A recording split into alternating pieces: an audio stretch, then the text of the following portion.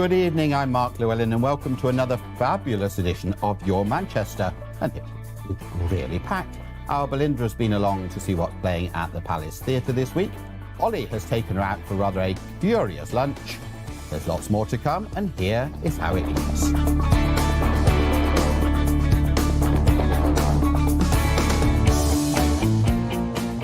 So Ollie has taken Belinda out to lunch this week. They've been to Prestwich, to a very special restaurant where you get a dose of sauce with every dish. I'm here at Karen's Diner in Prestwich for the next edition of Out of Control, where this time Belinda will be my victim. Right, is it not a very good interview for you then, mate?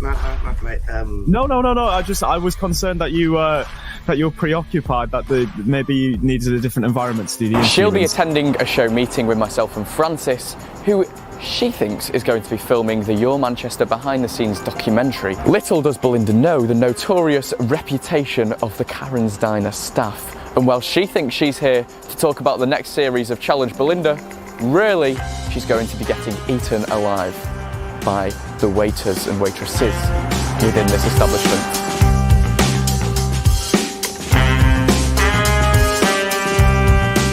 Frankie's filming the behind the scenes, just as a reminder in case you forgot that you're ready. And where are we eating today, please? Karen's Diner. What do you want? We're here for, we've got Belinda Scandal from Your Manchester, that's what we're here for. Yeah. Any allergies? No. Dietary requirements? No. Celebrating anything? No, just... No. No, because you would have dressed better, wouldn't you? Oh. I'm a bit scared. Oh, God. Oh.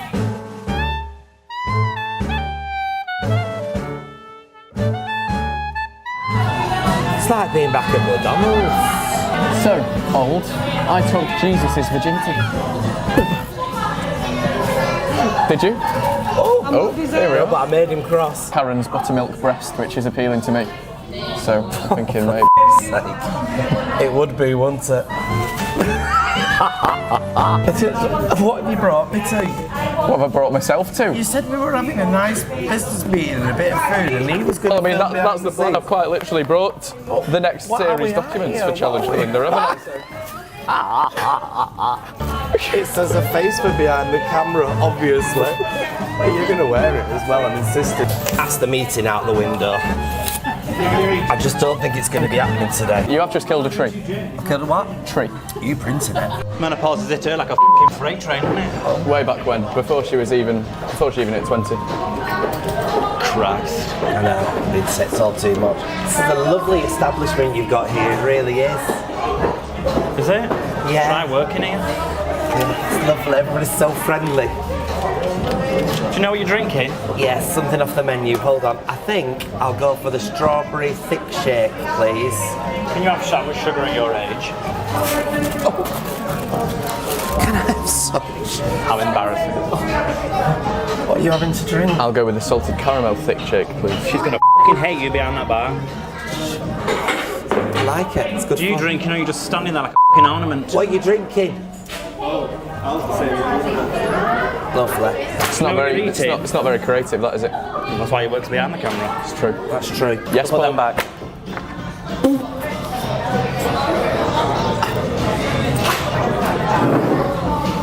You really think that's going to work? Get him picked up. Stop it, Ollie.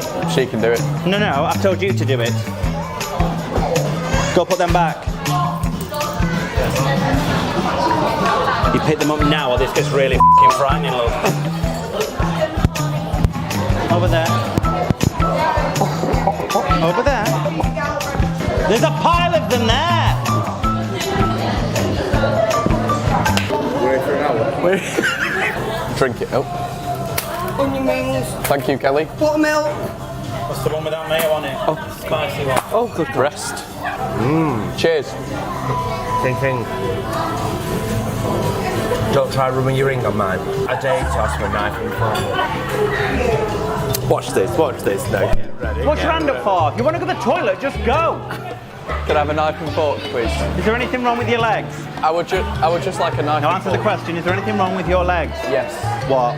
You managed to walk from the door to your table just fine. Are they nearby, are they? Have we looked? No. No. Should we do that first? What? Belinda here needs some too. I mean, I don't. Belinda's had bigger stuff in her mouth. We found them. I'll have a napkin. Have a napkin. Do you want a napkin? It matches your outfit. No, I don't. I'm in disguise. Should we get some vinegar? Your dick has ordered drinks yet? Did you get the knife and forks? I've got the knife. You want to? For the chips? For the chip. Oh, right. Have we got some salt? Yeah. Sweet. No, wait. Will you move out me? You ready? Do you want a knife and fork? I want a knife and fork. Do you want a knife and fork? Do you want a fucking napkin? There's 25p a ride on there. A bottle of water at £3. 25p a ride on there. Too cheap. Wait.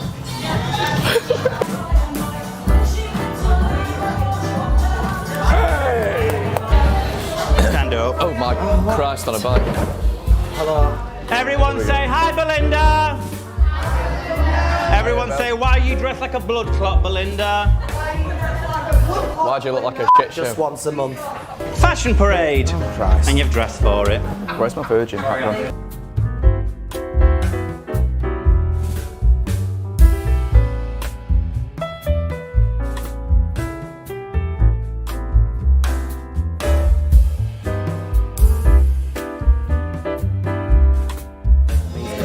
He's going to beat me up in a minute, I know. She just did a Crowd are f***ing wild. Thank you. Right, it's time to judge who you think is the worst dressed. If we think Belinda is the worst dressed in the room, and just take a f***ing look at it.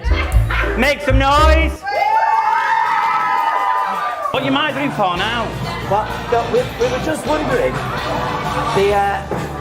you're having a pre-Pride event. We are, yes. Now, it's going to be in here, and what date is that on? On the 18th of August, Friday. Friday, and where can people get tickets? They can go online to Be More Karen on Instagram. Yeah. And we've got videos up and trailers up. You can click on the link. And what's on there? You got a drag queen here. We've got Shania Payne performing. Yeah. So it's a £35 a ticket. You get your meal and a glass of Prosecco free. Shania Payne will perform, and then it's similar to what it is normally, but party. Yeah. And we run the entertainment for the rest of the night, and we're open till 1:30.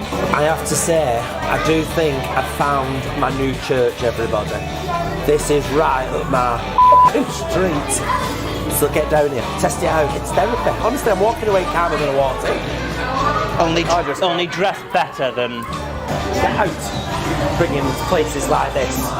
I'll have none of it. Belinda, when you get home, burn that outfit. You hear that? Just burn the outfit. You can stay in it. Just get out. Sometimes I can stand here and never see a soul, but today I actually have a customer in the bar. It is Nathaniel J Hall. I'm thrilled to see you. I'm thrilled to see you too. What we having? G&T? Well, I wish something actually worked, but it's dry, I'm afraid. Now, you are writer, producer, director, actor, yes. bon viveur, raconteur. Yeah. What are you rubbish at? Oh gosh, football. Football, I'm not good at football. Honestly, you know that thing when you're in the park and there's a group of lads kicking a football around, and the fear when it comes near you and they're like, kick the ball back, and I'm like, you really don't want me to because it's going to go over that fence over there. Absolutely. Were you like me, the last one to be picked for the team? Yeah, maybe, yeah, towards the end for sure, yeah. Yeah. Oh dear, I think we've all come through that rite of passage, haven't we? So you have called in to talk about your new production, which is Toxic. Yes, that's correct, yes. So go on then, tell us all about it. Well, Toxic is the second show that I've written. So the first show I wrote was called First Time, and that was totally autobiographical. It was all about my story living with HIV when I was diagnosed at 16 and kind of grappling with that 15 years later and coming out publicly. Toxic is sort of, I guess, a little bit like chapter 2 or the next chapter, but it's only semi-autobiographical. Right. So it's got some of my story in there, and it's got like lots of other stories that I've heard and from interviews and stuff with people mixed into it. And in summary, it's the story of two people who, in their own words, fall in love, and F it up. Okay. So you've all done that. Yeah. So I think it's quite a recognisable story, whether you're LGBTQ+ or not. But what I wanted to do with Toxic was look at there's all these different things that impact us as queer people, you know, and we know that like that we're often bullied at school, that home lives can be tough. You add into things like that, like if you've got HIV, for instance, and you know, dealing with HIV stigma, if you are Black or Asian, and you're dealing with other kind of racism within your life, or you're disabled, and all of a sudden you've got all these stress in your life that we know causes LGBTQ plus people to sometimes, you know, maybe not cope very well with that. But having seen some of your writing before, I'm assuming there's a bit of dark humour in there as well. Always. We're not going to come out all depressed, are we? Absolutely not. No, the show is very funny, actually. And I try to write serious drama and it doesn't happen. It's just the way. But that's the best, though, isn't it? That it's organic in that sense. Absolutely. And I think, you know, humour is found in the darkest of places. And also hope as well. Hope's really important. And I always say you can go to as many dark places with an audience as you want, as long as you're sort of signposting, we're going, there is hope here, there is a way through and out of it. So yeah, but it's very, very funny as well. Good.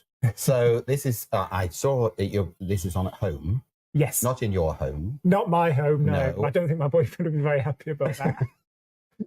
But at the theatre home in Manchester City Centre. So in October? It is, yes. So 18th to 28th of October. Right. It's already on sale. It's selling very well already. So people do want to see it. I would book early to get the tickets. And then it will be going on a national tour in the spring as well. Well, we're all looking forward to Pride, and I'm sure we'll all be coming along to Toxic. Thank you very much for calling in the bar. Thanks for having me. I'll have a gin and tonic next time, yeah? Okay, that's a promise. And now, here's what's coming up. How do you feel about wearing hardly anything for a majority of the show? You know, it's good in summer. Cancelling, some suicides, some bombings, some shootings, and you'll just be about there. And our Belinda has been to the Palace Theatre earlier this week with one of the cast of Heathers. So Heathers is coming to Manchester, yes indeed, from the 8th to the 12th of August, and joining us now is Morgan Jackson. Welcome to the show, Morgan. Glad to be here. Now tell us, what is the story behind this fantastic musical? Heathers. So it was a 1989 film. Basically, it's just about American high school in the 80s, and basically a girl trying to survive through all the levels of popularity and the bullies, and obviously like the mean girls kind of characters, and it shows you just all the different stages and things she has to go through. And then I don't want to spoil the story too much, but it gets quite dark. So what part are you playing in this then, Morgan? I'm one of the bullies in it. I'm like an American football jock. Are you one of those that ends up in these briefs? That's me, yeah. How delightful. How do you feel about wearing hardly anything for a majority of the show? You know, it's good in summer because we get a bit hot. But yeah, no, it's good and it's a laugh. And like you can't take yourself too seriously in it. And in the second act when we're in our briefs, our characters are quite the comedy relief. Now, I detect a bit of a northern twang there. Right? North Where to are you west, from I'm from originally? Bolton. So being from Bolton then, growing up and getting into musical theatre, how was that for you? It was absolutely fine. I mean, it was my parents who wanted me to do it. I've always loved movies and musicals and things like that, but I'd never thought about doing it. And it was my parents who were just like, "You'll love it, so we'll put you in classes for things." I was like, "Oh, okay, I don't really want to," because I think I wanted to do like karate or something at the time. Ended up doing both, and then it was actually, I think my mum actually, because she knew I would like it, she was paying me £5 a week to go to like dancing, singing, and acting classes. And I was like, yeah, sure, free money. Then ended up stopped the karate, stopped taking the money, and then got through that and just went on that path from about the age of 11. It's amazing, isn't it? So you obviously love musical theatre then. For those that are watching that are maybe thinking about getting into musical theatre, what advice would you give them? Follow what you love at first. Like, say if you're a singer, actor, dancer, go for that. But then to really keep working and to be applicable to everything, you've got to then be good at everything. And like, you don't have to be the most amazing singer, the most amazing dancer, the most amazing actor, but make sure that you can do a lot of everything, and then it just opens so much more opportunities for you. So going back to Heathers then, this has done so well, I would say around the world, because I feel it's been with us for a good few years. What would you say its strengths are? Its strengths, I'd say it's like the relatability. Is that a word? That because most of our fans are like in the like 13 to 18 range, and I feel like because they're probably going through the things themselves at school, or the troubles and traumas that it deals with in the musical, they're probably experiencing them.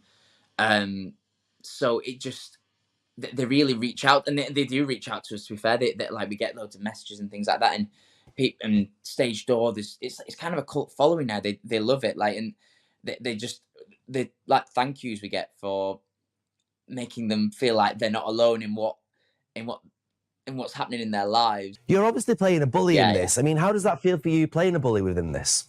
It's very different to me.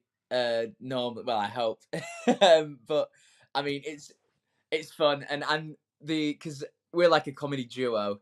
The guy who I play it with, the other jock, and we've been really good friends before this as well. Before we actually got the job, we did another contract, Mamma Mia, in the West End. So we had quite a good like connection anyway. And because it's funny, like we are bullies, but it's for the audience as well. So I don't know, we just have a good time doing it, and I think people understand that we're not actually bullies, but we enjoy it. We have a laugh. And you're coming back to home turf, doing this here at the Palace. I mean, what for you makes you feel special when you do come back to the Northwest? Oh, I love it. I mean, everyone's friendlier for a start, aren't they? But it's good for me because I love. Well, say like when I was in Mamma Mia last year, like I don't get my friends and people who I grew up with coming all the way to London to see that. And the amount of people who've messaged me already saying that they can't wait to come, and people have got tickets for it without even realizing that I'm in it, and then they've seen that I'm in it, and they've messaged me saying, "Can't believe you're in this, like this production and things." And I can't wait to show everyone what we've been up to and what I've been up to. It's doing fantastically well, and this new tour is getting nothing but rave reviews. What would you say that this new tour has brought differently that perhaps other tours have kind of missed a little bit on? I'm not sure. Maybe it's because it's now the second tour and they've had a few productions in London. It's one of the most talented casts I've ever worked with. Everyone's amazing at what they do. And then the understudies cover so many parts, and they're amazing at all those parts as well. So it's crazy that everyone's good at everything in it. It's brilliant. Maybe that's what's so good about it. I don't know. There's only one way to find out, and that's if everybody gets a ticket. Yeah. I don't think there's many tickets left for it, I'll be honest with you. I think everybody's trying to get a ticket for this, and they've left it last minute. And I think it's practically already sold out already. So that's coming to the Palace Theatre from the 8th to the 12th, and we look forward to seeing you there. For now, though, thank you so much for your time, Morgan. No, thank you. And what did people think of the show? Well, Ashley and Stephen went to the opening night. Here's their review. Hi, Ashley Stone here for Your Manchester, and I'm just fresh out of the Palace Theatre in the heart of the city centre, where I've been watching the smash hit Broadway and West End musicals Heathers. Hello, Stephen here for Your Manchester, and I've just been to see Heathers the musical here at the Palace Theatre. Now, all you need to think of is Mean Girls, The Breakfast Club, and every 1980s teenage angst movie you can possibly imagine. Think of Mean Girls, think of, I don't know, any 1980s teen angst movie you've ever seen in your life or not. Thrown in the mix, sensational songs, brilliant choreography, really strong performances, and of course, a little bit of murder. And throw in some suicide, some bombing, some shootings, and you'll just be about there. It is a fantastic show. I'd probably give it about 4 out of 5 stars. It's absolutely brilliant, and it's definitely worthy of its cult following. Was it for me? Jury's out on that one, but it's definitely got a cult following. The whole audience was screaming all the way through. It's on here at the Palace until the 12th of August, and it's getting 5 stars from me. Well, they seem like nice boys, don't they? Well, I've had a lovely time here with you on Your Manchester. Belinda will be back next week. Yes, she will. And she's also on Cameo, you know. So if you want a personalised message for birthdays, weddings, funerals, she'll do anything really, do get in touch with her. She'll be back. Make sure you join us for next week's thrilling episode of Your Manchester.